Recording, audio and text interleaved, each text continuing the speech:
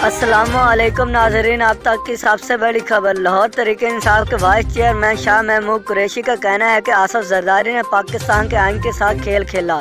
Mandate ना तस्लीम करने का असर क्या होता है, माजी से सीखना चाहिए। तफसीलात के मुताबिक तहरीक इंसाफ के वाइस चेयरमैन शाह महमूद कुरैशी ने सुप्रीम कोर्ट में लाहौर रजिस्ट्री के बाद मीडिया से गुफ्तगू करते हुए कहा कि जरदारी ने मुल्क के आइन और जमहूरियत के साथ खेल खेला।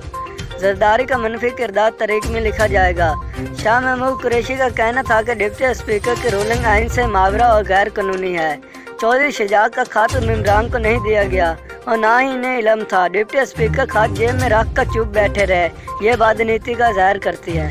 पीपल पार्टी के हवाले से इनका कहना था कि पीपल पार्टी पंजाब में अपनी मौत मर चुकी है। पीपल पार्टी नून लीग की झेली तंजीम है। हमें माजी से सबक सीख कर अपना कबीला दुरुस्त करना होगा। काबिल के मुतल्लिक़ शाह महमूद कुरैशी ने कहा कि हम परवेज़ इलाही और मोहन इलाही की कारकर्दगी से मुतमिन हैं। ख्याल है कि गुज़श्ता रोज़ पंजाब असम्बली में वज़ीर आला के इंतखाबात में जरदारी चौधरी शजात से मुलाकातों से सूरत हाल को तब्दील हो गई थी। वज़ीर आला के इंतखाबात के लिए वोटिंग हुई। वोटिंग के बाद डिप्टी स्पीकर दोस्त मोहम्मद मिजारी ने चौधरी शजात के खात को जवाज़ बनाकर मुस्लिम लीग के 10 वोट मुस्तहक करते हुए हमजा शहबाज को वज़ीर आला पंजाब बरकरार रखने का ऐलान किया था।